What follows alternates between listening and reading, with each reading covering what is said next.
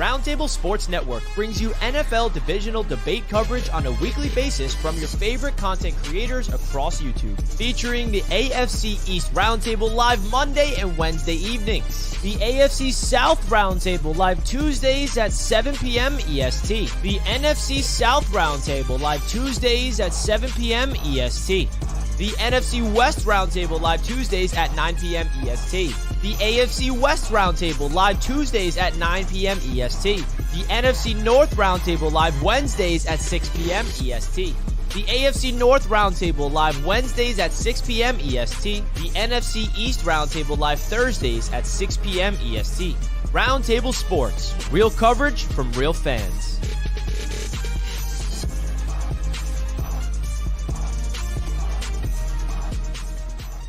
This video is brought to you by BetUS Sportsbook and Casino. What's up, ladies and gentlemen? Welcome back to NFC North Roundtable.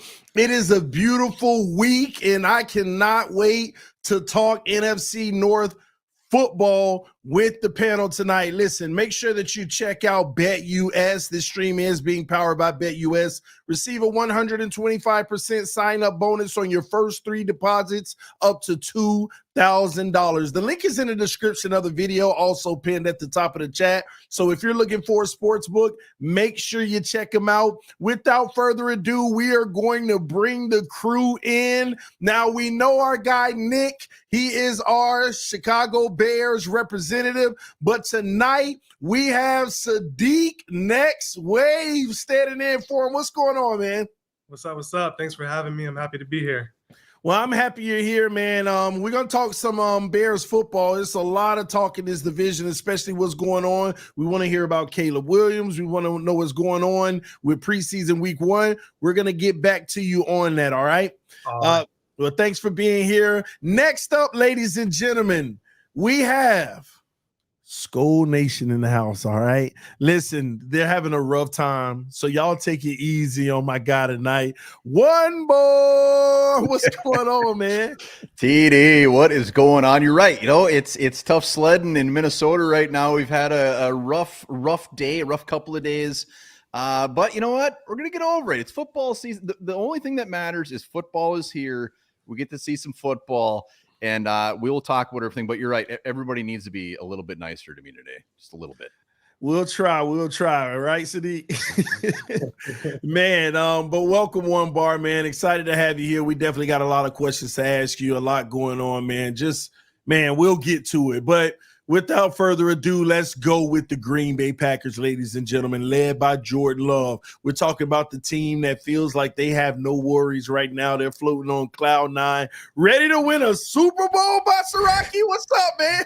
Yeah, man, there's high hopes, and I'm not taking it easy on you, One Bart. My usual suspect of Nick. Nick's not here, so you know what? You're the target tonight. You know, you guys would do the same if we had a Packers injury. I remember one with Anthony Barr and Aaron Rodgers. I remember that, right? So we're going to do the same tonight, but appreciate you, TD. Man, oh man, oh man, appreciate you being here, Baz. Ladies and gentlemen, Dion, he may not be joining us tonight. Basically, he had a once-in-a-lifetime opportunity to help Jared Goff become a better quarterback. So we're going to let him have hopeful wishes with that. But no, Dion may pop in. If he's unable to make it, he will definitely be here next week. He sends his love to the entire NFC North Roundtable family. And we love you too, Dion. We'll see you next week, brother, if necessary. But listen, let's dive right in. We know that preseason week 1 has been underway. We're going to talk about that and more. But before we do, there's some things going on around the division that I want to open this up for right away. Okay, the biggest news out of the division right away, JJ McCarthy, man. One Bar, please, man. Tell us your thoughts on that. How does this make you feel? You know, is it a big deal? Where are you mentally, and are the Minnesota Viking fans mentally? Well, you don't know. You don't want to know where I am mentally. That would bring the whole vibe down. But here's rough. I mean, it's rough. So, like, looking at the bigger picture for the Vikings as far as what they were going to do this year, does that affect them all of a sudden making a big push in the playoffs? It doesn't. So I'm not going to sit and all of a sudden just blow smoke up your butt and say JJ McCarthy was going to be a starter week 4 and take us to the Super Bowl. So as far as where the Vikings were going, it doesn't affect that. As far as JJ McCarthy's development, this is the biggest part that I look at. Like, Sam Darnold was going to be the starter week 1. And I do believe he was going to be that starter until he started to look like Sam Darnold, which could have been week 1. If he held on to that job, it was going to be his all year. So JJ McCarthy, him going down, the worst part is the development, is the fact that he's going to miss out on these next 2 preseason games. The fact that he's not going to be out there being our number 2 quarterback is more mental than anything. The fact that it's the full tear, they're going to redo the whole thing. I mean, long-term, clearly that's a win long-term wise. They're not just going to try to put a bandage on this thing and see what happens. He's going to come back next year, and he will be the starting quarterback. He's still only 21 years old. So, like, selfishly, Vikings fans just wanted to see this dude out there at some point this year. And it probably would have put him ahead of the curve for next year. And now next year, he's just going to come in, and chances are he's just going to be anointed that starting job, and he's going to do his thing. So like bigger picture, not a huge deal for Vikings land as far as what we're doing this year, but selfishly, it just sucks. I mean, it just sucks to see a rookie go down. And the worst part is, I know we're going to talk about it. Dude looks so good in this preseason game. He looked better than I was really expecting. That's the worst part. Like, he could have come out this year and got some snaps that actually mattered. Like he would have took over Sam Darnold at some point. That's the worst part. So injuries happen, but he'll come back next year. We'll see what happens. Now, I saw the look on your face when you were just thinking about it. He looked so good. Did he look better than Caleb Williams? Well, I mean, I would definitely not. I would not say so. Hey, Caleb Williams is a little bit sexier out there on what he does. He's got a little more flair, better. But JJ McCarthy played his balls off out there. Like, he comes out, throws that interception on the first drive, and it's like, all right, sweet. Our rookie quarterback should intercept. But the way he came back, it's like that never even happened. Yeah. He did not care one bit. He even said it afterwards, like, that was in the past. He came out and just balled out after that. And he was going against number 1s against that Raider defense. Can't just be, he's going against their 3rd, 4th string. That wasn't the case. He had Max Crosby up in his butt. Now, I sometimes it makes me wonder, because when I think about it, when I think about it, Sadiq, like, when you put things together, and maybe I'm overreacting for you all, but y'all elaborate on this for me. When you see a guy like JJ McCarthy come out and shake that off and start balling, and you see a guy like Caleb Williams come out like he been in the NFL, you know, does that give you optimistic upside over a Jordan Love who had to sit 3 years before he came and showed that? I can't really speak for the Viking situation. I personally, I'm not super high on JJ. I'm wait and see with him. But as far as Caleb Williams goes, I think his ceiling is, I think it's limitless.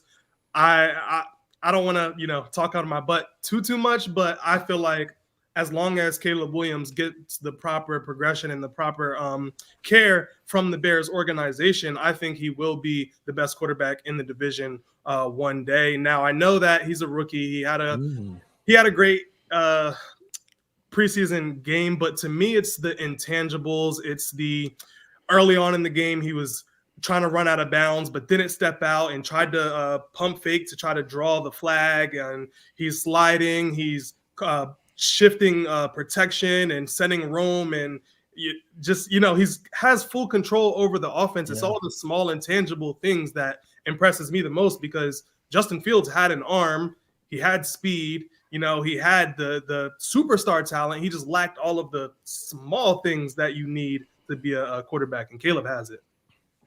Interesting. What about you, Bar? That upside, do you feel that can potentially have your guy in the top spot one day? Hey, I think everybody's going to just give JJ McCarthy kind of the shaft when it comes to the other quarterbacks in this division until he proves it. What he did in that first preseason game is he did prove. I mean, it's a very small sample. I'm not going to come out here and say he's going to be the top quarterback in the NFC North in 2 years, but if he was, I'm not going to sit here and say I'm absolutely would be shocked.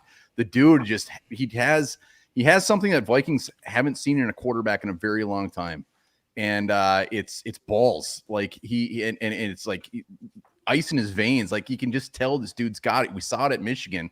and we'll see what he comes out and does next year. I mean, we got some very good quarterbacks, very good young quarterbacks in this division. It's going to be fun as hell to watch. I would love nothing more than JJ McCarthy to be ripping it up in a couple of years, but unfortunately, we won't be able to see that again until next year. Anything you want to add, Bass? Well, I'll say it's unfortunate for JJ McCarthy. I never want to, hope for injuries or anything of that sort. So it is unfortunate because, even if he didn't come in at all this season, at all for Sam Darnold, say they just held on to Sam Darnold the whole year, he's missing out on practice. And that's the biggest thing. Coming from a Packers fan, we didn't see Jordan Love for a few years, right? Here and there, some preseason games and whatnot, that Chiefs game when Aaron Rodgers had COVID and whatnot. But missing practice is huge here for such a young quarterback. I think it's going to stun his growth. And I think that's the biggest takeaway here. I think not only, it would be nice to see him a little bit this season and let him grow on that, get some starts under his belt, say middle of the season, later in the season, but getting 0 practice reps until next year. I mean, he's essentially going to be a rookie next year again, and you're going to be in the same spot. And then you might have someone else that's not named Sam Darnold again saying, hey, they're going to name that guy the week 1 starter until JJ McCarthy learns it. You're going to be in the same exact situation. And that's just one more year of your receivers getting older. That's one more year of other people, getting paid money. So it's unfortunate, but for a Packers fan, I'm okay with it. Not letting this guy learn even more because I know he's talented. Both of the rookie quarterbacks, very talented. But, man, you guys are talking about, watching your quarterbacks go through the process. And I watched 3 plays of Jordan Love, 2 passes, 65-yard touchdown, Tay Wicks, sit on the bench the rest of the preseason game. That's all I needed to see. It was perfect. Last thing real quick, Baz, does Caleb Williams concern you with the quarterback hierarchy? Generally speaking, he would on any other team. Generally speaking, because it's not even discrediting the weapons. He has all the weapons in the world, and that does scare me. That 100% scares me. But I'm going to wait and see until something happens in terms of the Bears quarterback situation, right? Jordan Love would have been the highest yardage quarterback for the Bears history in his first season. So I'm going to wait and see. He doesn't scare me right now until it actually happens. Mitch never scared me. Justin Fields never scared me. And Jay Cutler definitely never scared me. We're going to wait. I love that Baz calls him Mitch. He doesn't get a last name. He's like the guy from down the street, Mitch. Yeah. Oh, the preseason when he had the Packers jar that had Green Bay tears on it. Just, hilarious. Just writes itself, man. Well, ladies and gentlemen, please hit that like button. We got 72 in the building. Make sure you let your friends and family members know about the channel and subscribe. Shout out to Patrick Harms donating to the channel, showing love to the host. Says Skull. Shout out. Let us know who you're representing in the chat. Also, Too Evil to Hope said, well, the Viking season is officially over. McCarthy done. And now Addison might be out for a long time. When Darnold goes down, we win like 2 games. Now, that is just a sad reality. I guess that's a great segue, man. One bar. We're going to keep it there, keep it right here with the Vikings. Big scare today. I know we got some, okay news that it may not be serious, but what went through your mind and what's your thoughts about the long-term prognosis? Jordan Addison going up for that beautiful pass and then coming down on his ankle and then they cart him off. So it's funny. JJ McCarthy, that news, I don't know, broke this morning or whatever. 2-3 hours later, all of a sudden Jordan Addison's getting carted off. You can't really make it up. It sounds made up. It's just it is what it is. And people saying the Vikings are cursed might be actually on to something. They're saying it's an ankle injury. He's not going to practice tomorrow. Kevin O'Connell's saying it's not serious. He also just said that JJ McCarthy had a sore knee. So we'll see what comes out of this. I'm not going to think either way out of this thing until I see what happens. A receiver with an ankle injury is never good, especially when he's getting carted off. People are tapping him on the head. That's never good, but we'll see. He says it's not serious. I mean, to me, shut everybody down that is a potential starter for the Vikings, except for Ed Ingram, and put everybody else down and come back week 1. We'll see what happens, but it would be a huge blow, obviously, because Jefferson, Addison after Addison, it just drops off a cliff as far as wide receiver. Interesting, man. It's just so much going on with the Vikings, man. I can't even keep up. And it's not even a lot of good stuff. That's the unfortunate part about it. Any update on the suspension for Addison potentially, or is still bracing for it? No, I mean, the October 7th is a date where they actually do what they're going to do and find out what actually is going to go down with that. They're saying that this suspension could actually go into next year. So if it does happen this year, it's going to be I mean, I would assume it's actually going to be next year when it happens. Okay, interesting. All right, well, let's shift gears. Let's go over to the Bears real quick. Listen, today Eberflus slipped up and said he's looking into getting a guy next to Montez Sweat. What's your thoughts on that? Do you think it's necessary? And anybody there thinking about looking for? Yeah, so a lot of the talk, I mean, the Bears have been begging for an edge opposite of Montez Sweat all offseason long. We do have a rookie, Austin Booker. He just came off of a 2.5 sack game. He looks really good, but at the end of the day, that was against backup, so you can't just automatically slot him in as the, stud defensive end across from him. So he's going to be a project. Maybe he develops into that later on, but as far as edges that are available, I'm not really too sure if anything makes sense because, Matthew Judah out of he's kind of has a situation with the Patriots. Somebody said that he just followed Montez Sweat on Instagram. I don't know how people keep track of that kind of stuff, but he's usually a standing defensive end, and we have our guys with their hands in the dirt. So I'm not sure if that's a good scheme fit, but I looked it up. He's 31. I wouldn't mind it on a 1 year, try it, see what happens. And then the other one, Hassan Reddick out of the New York Jets, they said that they're not going to trade him. That's just a whole drama. I think our GM is going to stay away from that. So overall, I mean, I'd love for us to make a splash to get a big name defensive end, which would just solidify our defense all across the board. But we're a young team. Caleb's a rookie. Rome's a rookie. We got a bunch of guys on rookie contracts. There's no need, in my opinion, to get too desperate to max out paying two defensive end top of the line money, because now you're looking at some of the offensive weapons are going to have to leave. So just got to find that balance, and we'll see what happens. Well, a lot of people would say you have a rookie quarterback not making $55 million. And by the time that rookie quarterback does come to the point to where he makes the big money, we're looking in the 60s, maybe even 70s then, the way that the rate of it is going. So being able to have a quarterback where you're potentially saving $40 million a year, some will say it won't hurt the cap by going to get another edge rusher. But have you really sat and thought to yourself what this overall team would look like with a Matthew Judon or a Hassan Reddick? Because I understand it's a young team, but am I wrong by saying you all loaded up? And to be quite honest, you should be able to hit the ground running if Caleb is everything is advertised.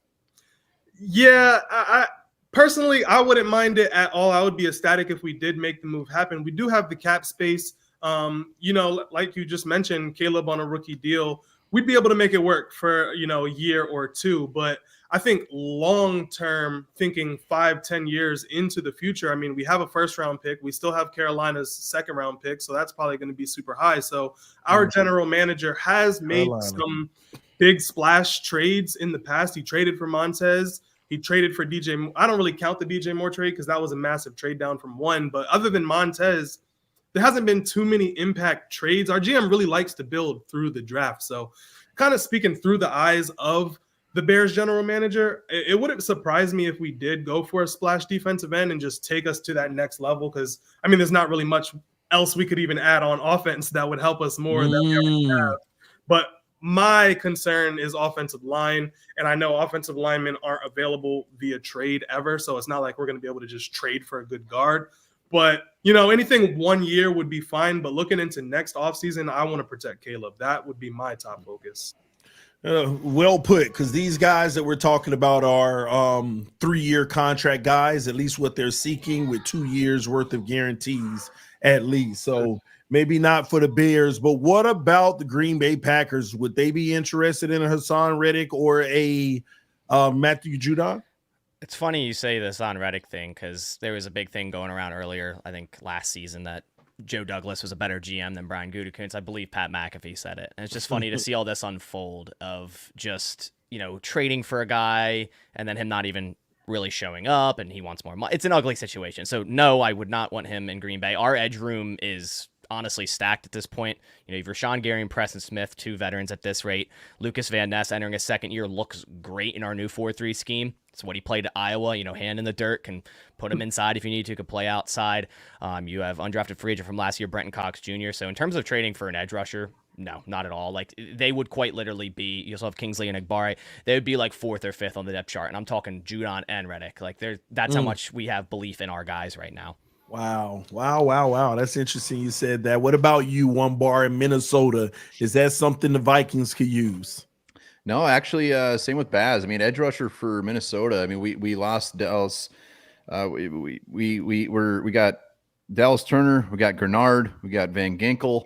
And then we have some guys that actually showed up and balled out in the first preseason games. So edge rusher, when it actually comes down to the final cuts, is going to be a real tough one.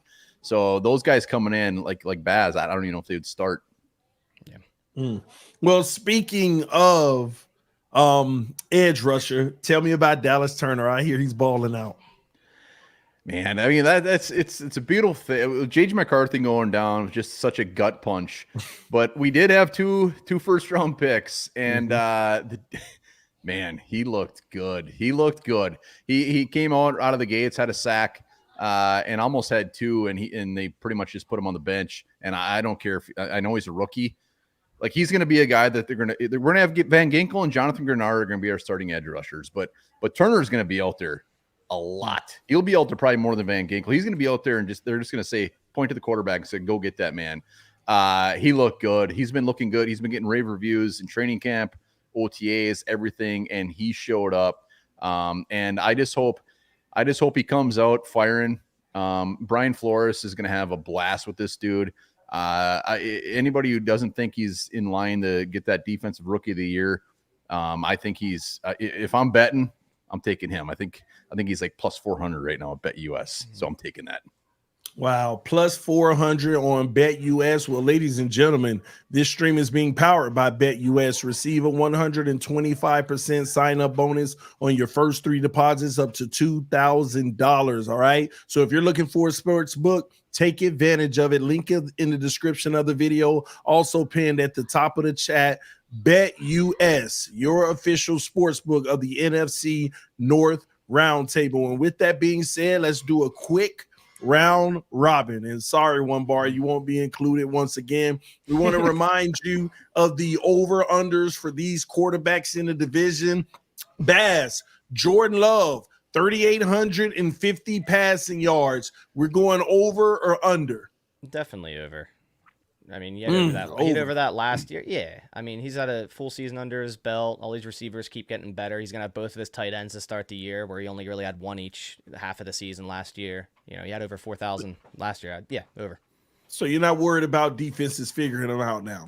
No, because if it was like, oh, he had the first half of the season, he balled out, and then he struggled the second half, and you're like, okay, there's tape on Jordan Love, it should be the other way around. No, I think Matt LaFleur is a great play caller. I think he runs a great offense. You know, they utilize cheat motion so much. I mean, the guys are going to get open. Our receivers are very talented. I'm not worried about it. All right. Well, One Bar, man. Good news. I get to play. Cousins. You get to play. Kirk Cousins, 3,900 yards, over or under?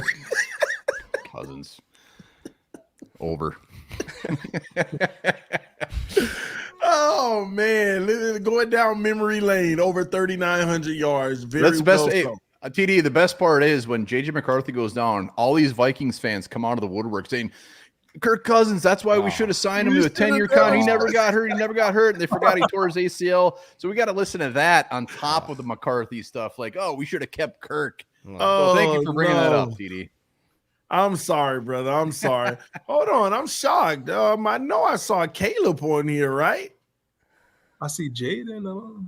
Oh, there he is. There he is. 3,500 yards. What you got, Sadiq? Over or under? I'm slamming the over on that one. His preseason game, he threw for 95 yards in 2 drives. 2 of them were dropped. One of them was a wide open dude in the corner, miscommunication. So I think he's a high volume quarterback. We're going to throw the ball a lot more. Do you think 4,000 for the first time ever? Honestly, genuinely, yes. We have the extra game. So it's a little bit easier to get. And I think it's only like 230 yards a game. And I know we're used to terrible quarterbacks, but Caleb is I think he's a little bit different. Maybe he's not 5,000 yards, but 4,000 yards. I think he can do it as a rookie. Yeah. Baz, when you said for the first time ever, you're not talking about the NFL, right? The Bears. Oh, the Bears don't have a 4,000 yard passer. We're the only franchise. Yeah. Wow, really? Yeah. You mean ever in a season? They are just rookie. They're the oldest mean a career. I think it's a career. In the NFL, and they've never had a 4,000 yard passer. Ever.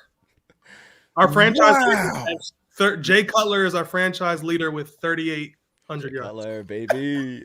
I did not know that. Well, you know what? I believe Caleb Williams gets to come into the door, taking advantage of that right away, and really letting the organization know you got your guy, because he's going to break a lot of records if that's the case. I'm actually intrigued, because I like betting on my team. I'm a Dolphins fan, but I might have to get on this this Caleb Williams 3,500.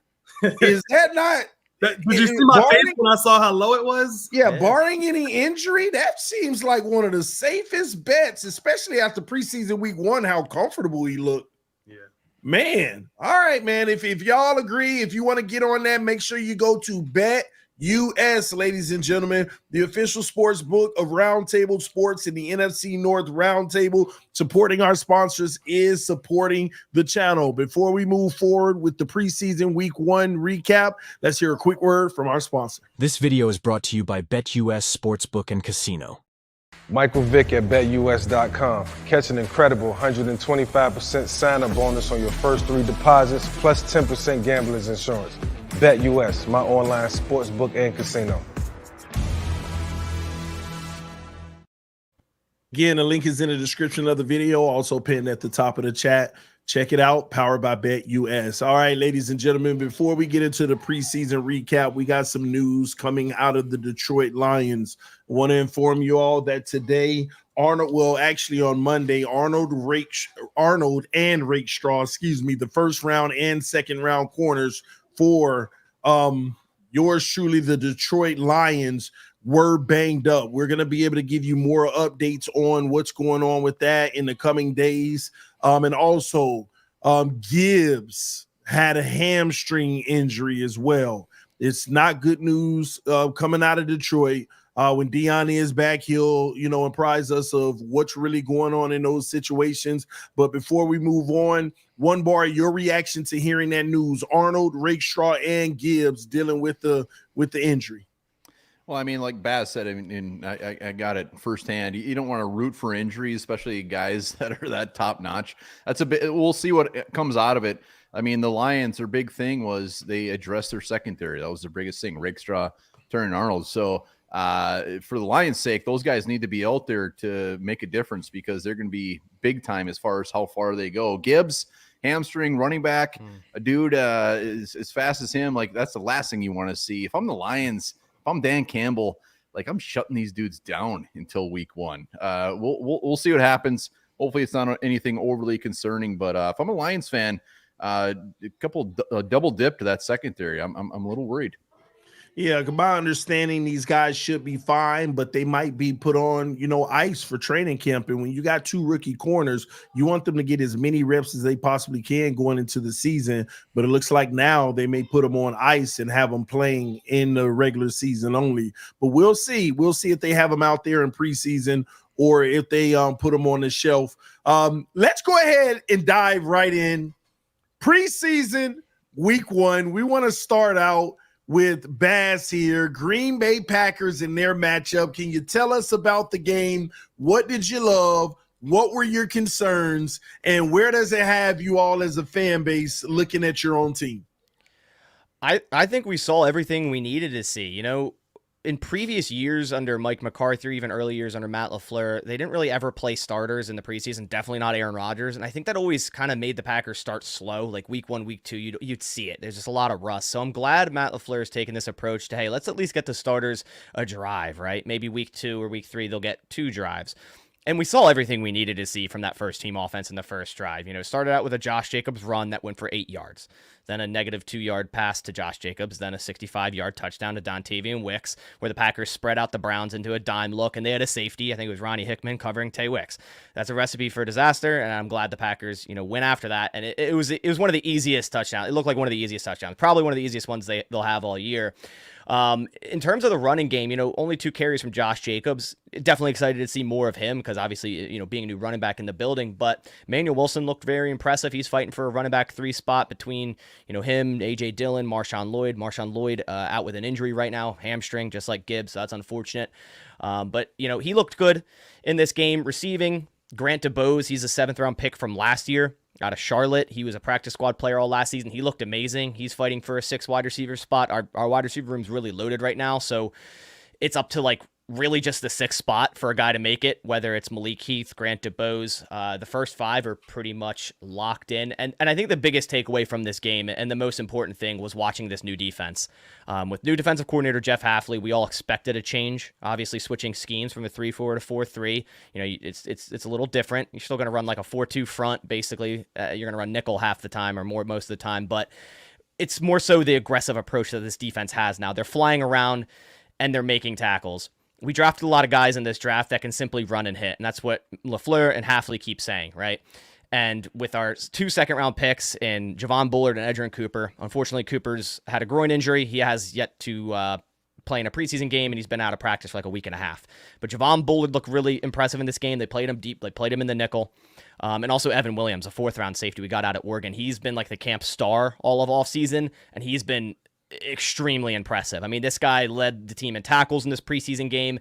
It seemed like every single time there was a ball thrown somewhere, that guy was in on the tackle. And he only allowed, I think, 4.7 yards per reception. So even if it was caught on him, it was an instantly made tackle. Watching this defense play aggressive it's a breath of fresh air. We're so used to this quarters type of zone defense with Joe Barry, the bend but don't break type of defense. It's very nice to see a defense finally start to play aggressive, and we saw that in this preseason game. So honestly, I don't really have too many negative takeaways. Our kickers made their kicks. I would say maybe I just wanted to see a little bit more of Josh Jacobs, and I know Jair was out with a personal issue, so hopefully we get to see him next week. But outside of that, man, I really don't have any negatives from this game. Well, listen, one thing I'll tell you is I was impressed. That's how your starters come out. You come out, you punch them in the mouth and say, we're picking up where we left off from last year. I love that from Green Bay. Before we go to one bar, man, we got some breaking news. Breaking news alert, ladies and gentlemen. There are reports right now that Matthew Judon may have been traded to the Atlanta Falcons, I believe, okay? The Atlanta Falcons may have acquired Matthew Judon. We're waiting on some of the bigger outlets to confirm, but those that are reputable, keep an eye on that situation. But yes, it looks like Matthew Judon may have potentially have been traded to the Atlanta Falcons. All right. Wow. Listen, Gary with the donation. Thank you all who are donating to the channel, showing support to this roundtable, helping us here at Roundtable Sports be able to bring your favorite creators on. Gary said, for Vikes rehab fund, man, dig. Gear Bear, let's go, baby. They got back all their tickets. They refunded all their season tickets. Now they're just donating to the channel. So. Shit, $4.99. That will be a ticket this year. McDonald's Happy Meal ticket. Man, I ain't gonna lie. I've never felt bad for an organization as much as I do for the Vikings right now, man. It's just tough, man. But hey, man, things happen, and hopefully they make the best of it. Let's move right along. One bar, Minnesota. I know, and you know what? It's sad that we have to do a preseason week 1 recap because we know what this recap was supposed to be about. We know what we were going to talk about, but give us what you got, man. Even if it's speaking to the future. Well, yeah, and even what everything is going on, it's good to see some Vikings fans in the chat. We got Viking Funeral, Gare Bear, T-Bass, Patrick Harm. So there's some guys in the chat that's good to see. But this was all about preseason. So Aaron Jones wasn't out there, Justin Jefferson wasn't out there, Grenard, Harrison Smith. So there were some big boys that didn't go out there, which makes sense. It was all about the quarterbacks. So Sam Darnold comes out. Sam Darnold actually looked really good. And Sam Darnold's not getting love that he probably should get. Like, expectations are still for the quarterback position as long as Addison's out there and he's healthy, like Sam Darnold should still have a very good season. He came out, had one drive, should have went longer. He threw a pass and it bounced off Ty Chandler, our backup running back's face, which would have prolonged it, but then he was done. So Sam Darnold looked very good. JJ McCarthy was all the talk. And I already said it. He came out through that first interception and then just brushed it off and came out and ripped it up through some beautiful, beautiful throws. And the best part about it is, even with Darnold and JJ McCarthy, we're not used to seeing a quarterback with some pocket presence. We're not used to a quarterback like feeling that somebody's behind him and moving around to still continue the play. And we saw that in both these guys. Sam Darnold, very underrated as a guy who can make plays with his legs. And he did it. JJ McCarthy, again, a guy that was making plays with his legs, which is just a breath of fresh air. We're actually not in quarterback like 1983. We have quarterbacks that can actually make plays with their legs. So that was beautiful. Quarterbacks, you couldn't have really asked for anything better. And maybe I'm just drinking the Kool-Aid or just trying to sugarcoat this, but I actually think it's better that JJ McCarthy came out and threw that interception because we got to see what he did after it. And that's when he lit it up. He could have easily just went in his little turtle shell and just hung his head down on the sidelines. He didn't do it. He came out and balled out after that. We all know what happened. The knee injury happened during the game. He continued to play afterwards and did his thing. So we know it's done. We talked about it. He's gonzo. Next year is next year. But overall, I mean, defensively, we talked about Dallas Turner. The man, I got such high expectations for this guy. If he doesn't have 8 sacks, I'm going to be let down. Like, very high expectations. Defensively, some of our big guys were not out there, so we didn't get a huge look at that. Brian Flores still was doing his thing. We had some late rounder guys like Levi Drake Rodriguez. You probably never even heard of him. You probably never even heard the name. He's a dude to watch this season. He was a 7th round pick, a guy on a defensive line that is so thin, could be a guy that could actually step in and be a very, very big piece of this defense. Ivan Pace Jr., Blake Cashman. We got some new guys as well that they're having fun out there. But overall, they played well. It's preseason. I'm not going to get too excited about it. Will Reichert, our rookie kicker, came out and got the game-winning kick. That was beautiful to see. In the next few games, I would love to see Will Reichert kick about 10 more of those things. We need our Vikings kicker to get as comfortable as possible. So to see him come out and get that game-winning kick was nice. But overall, aside from the injury, it was a very good game for the Vikings. Interesting, man. Listen, I'm going to be honest with you. The biggest story was JJ McCarthy coming out doing what he did. I felt like he had established himself to open up a real conversation of, if I keep doing this for the next 2 weeks, please consider me starting this year. That's how I left that situation. But as we all know, unfortunately, it's not going to work out that way. Quick update on the Matthew Judon trade for those who are NFL fans overall. It was for a 3rd round pick, and it has been confirmed. He is a Falcon now, and they were able to acquire him for a 3rd round pick. So now at this point, it's going to be interesting to see the type of contract that they work out so that all the teams can say, oh, good thing we didn't go for him, or, oh my gosh, man, we should have went for that. That's usually how that works. All right. Hindsight. But there you have it, ladies and gentlemen. Matthew Judon is now a Falcon, no longer with the Patriots. Now let's get to the big dogs of the NFC North. All right. The team that's supposed to win the division this year. I see them happy right now, man. The Detroit Lions. No, I'm just playing. The Chicago Bears. Talk to us, Sadiq.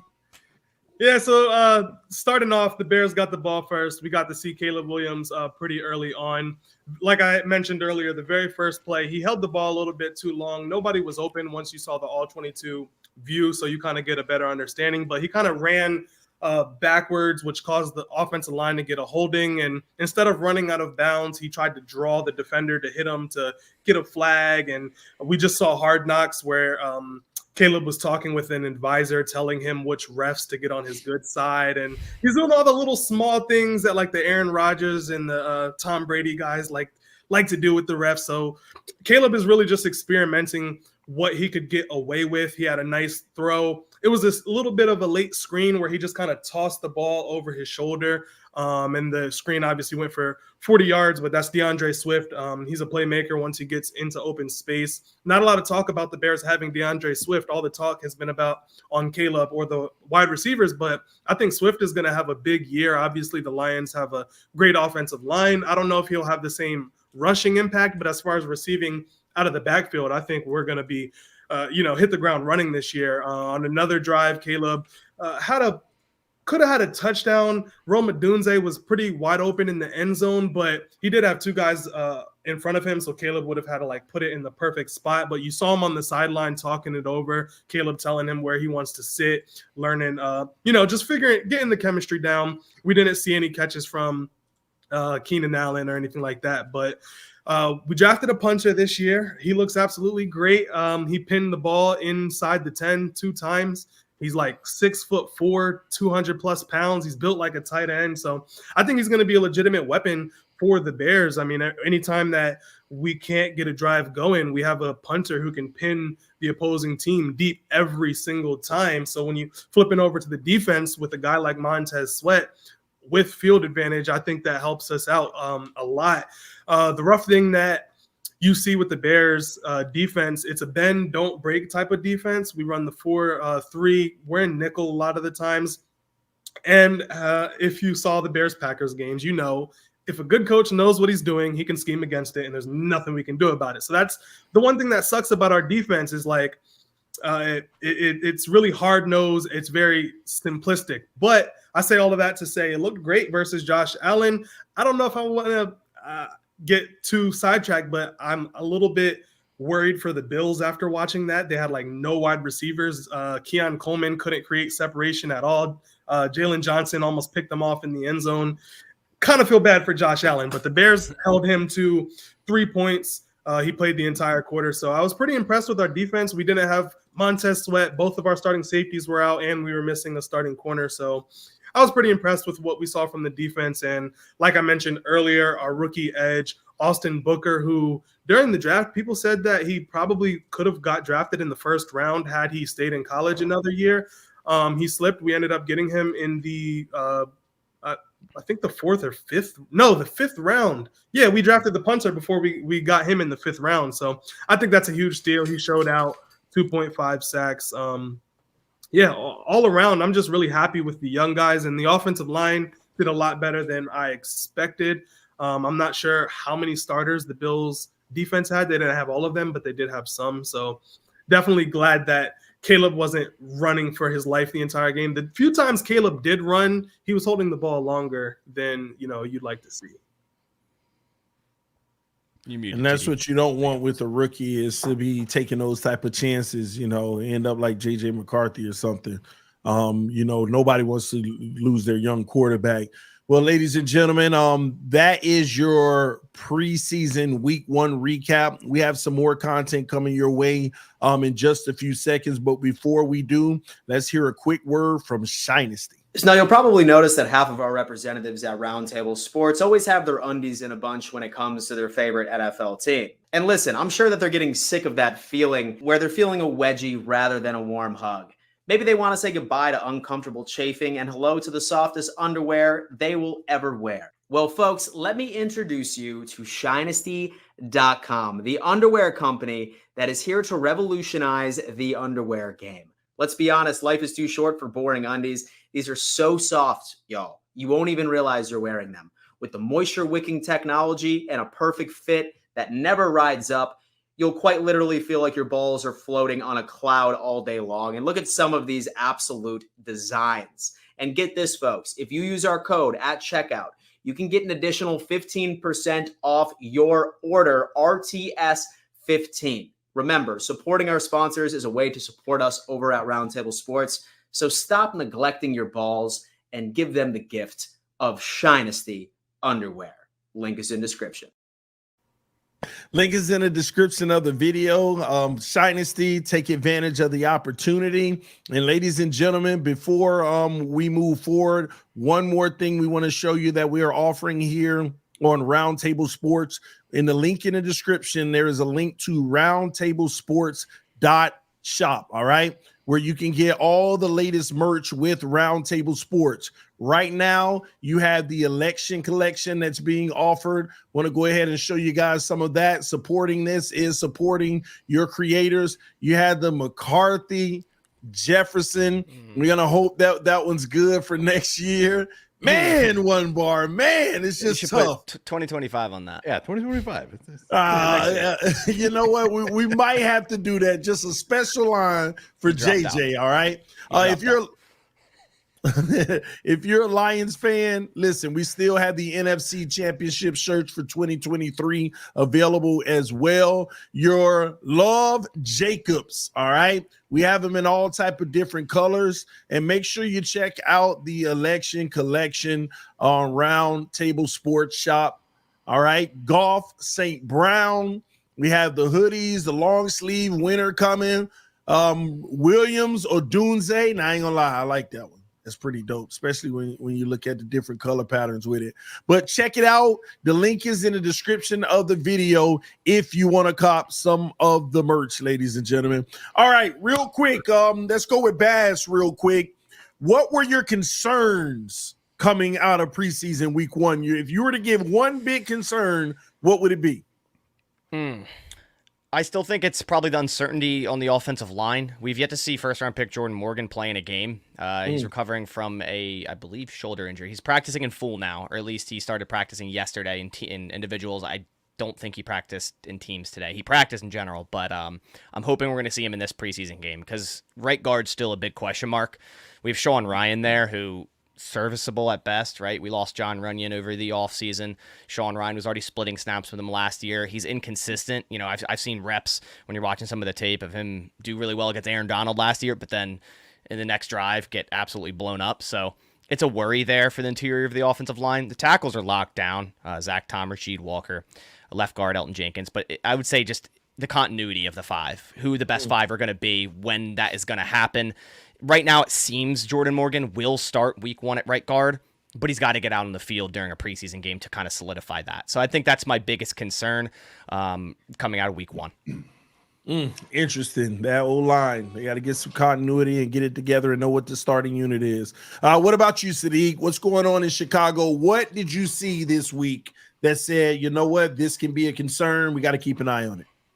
Yeah, so I got two things. The first one isn't super major. Like I said, I feel like Caleb Williams is experimenting with that gray area of what he can get away with, which, separates good quarterbacks from special quarterbacks. So I think on his journey to trying to do the special things, he's going to do a lot of dumb things, and he's going to potentially turn the ball over, trying to do things he had no business trying to do. So, maybe that's a huge concern in, potential games where he tries to do too much. But other than that, our kick return, punt return situation is absolutely horrible. I don't know what's going on. It's on 3 years running. We've had guys muff punts continuously.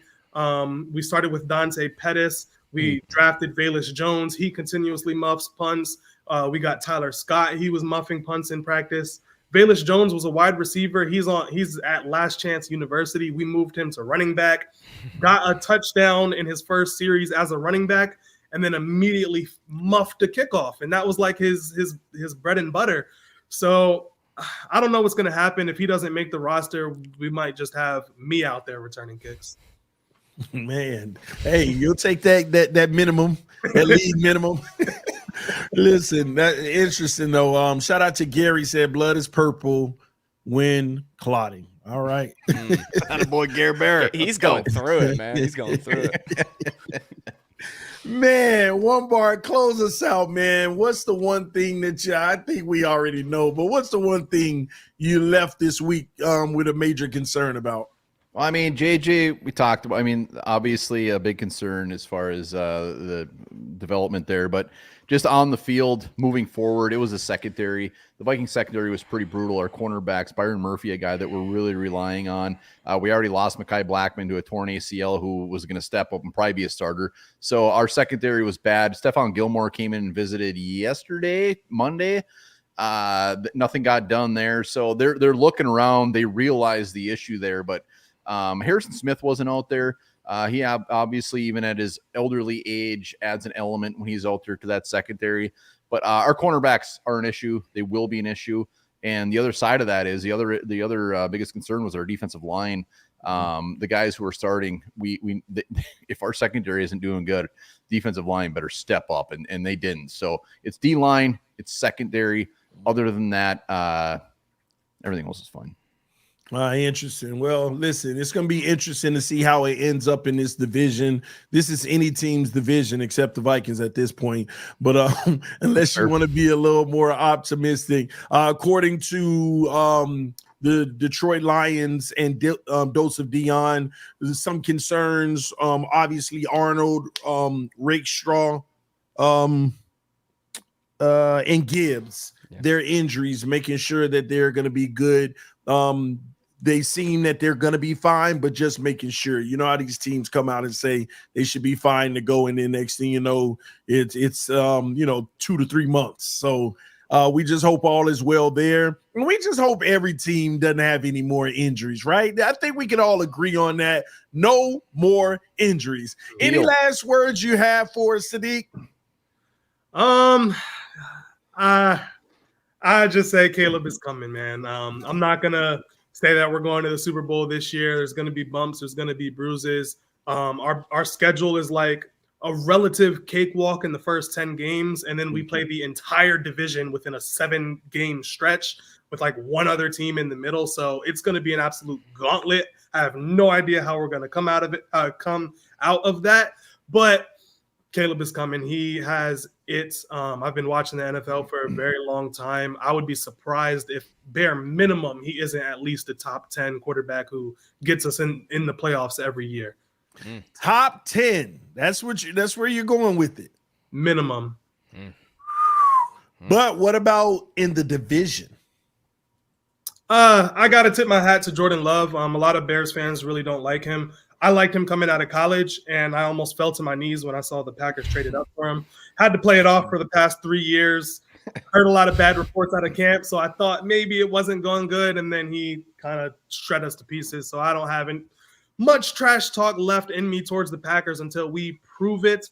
I think Jordan Love has the better offensive coordinator. Obviously, our offensive coordinator is new, but McFleur he's a genius.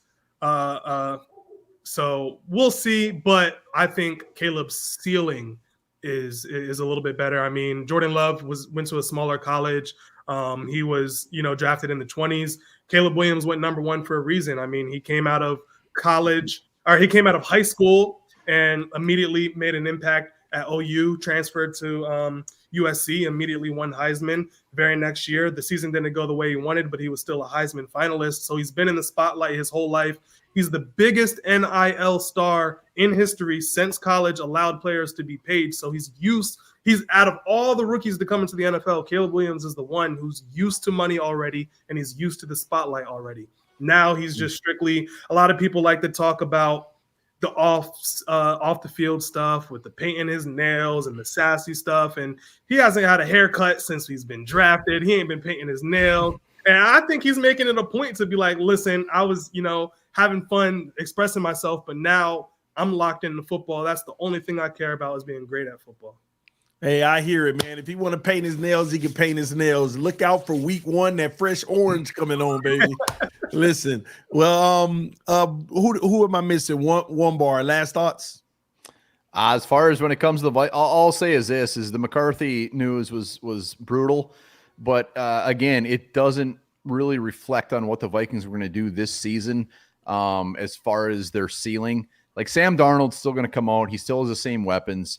I don't expect him to all of a sudden go out there and win the North, but I do still expect him to go out there and compete. Like they're not going to be like a lower level team. They're still going to get some wins, and they're still going to surprise some teams out there. When you have guys like Justin Jefferson, Aaron Jones, even Sam Darnold will look good. And this is his moment. Like I'll say it over and over. Sam Darnold, if you can't make anything happen in this offense, dude, it's time to be a broadcaster or do your thing. So we'll see. Vikings season is still a big old question mark. No clue what to expect until it's week 1. And Sadiq, I just got to say, Caleb Williams, man, I can't wait to see what this dude does. Like if he actually fails in Chicago, with how good he is and the receivers he has, dude. You know what? Sign Sam Darnold. It was never meant to be. Like this is your moment, man. This is your moment. I will wear a brown paper bag over my head. Nah, don't do that. Where's Dion? Where's Dion? He did that once. Hey, real quick, one bar over under 6 ghosts. Oh no, way over, over, man. We got Ed Ingram at the interior offensive line. You can see a lot of ghosts. Oh gosh. You just got to fling that thing before they get to him. So Justin Jefferson go and grab that bad boy. JJ's down there somewhere. Just throw it up. Oh man, I feel bad for the man. But listen, man, thank you all, ladies and gentlemen, for tuning in to the NFC North Roundtable. In a couple of days, these gentlemen will be dropping the wide receiver prediction video as far as ranking the best wide receiving cores in the division. Listen, I can't wait to see this one because there's some good wide receivers in the division, but who has the best overall core? They're going to discuss that and more right here on the NFC North Roundtable in a couple of days. Turn your notifications on, subscribe to the channel, and we'll see you all then. Until next time, we love you all. Peace. We are out. Roundtable Sports Network brings you NFL divisional debate coverage on a weekly basis from your favorite content creators across YouTube, featuring the AFC East Roundtable live Monday and Wednesday evenings, the AFC South Roundtable live Tuesdays at 7 p.m. EST, the NFC South Roundtable live Tuesdays at 7 p.m. EST, the NFC West Roundtable live Tuesdays at 9 p.m. EST, the AFC West Roundtable live Tuesdays at 9 p.m. EST, the NFC North Roundtable live Wednesdays at 6 p.m. EST, the AFC North Roundtable live Wednesdays at 6 p.m. EST, the NFC East Roundtable live Thursdays at 6 p.m. EST. Roundtable Sports, real coverage from real fans.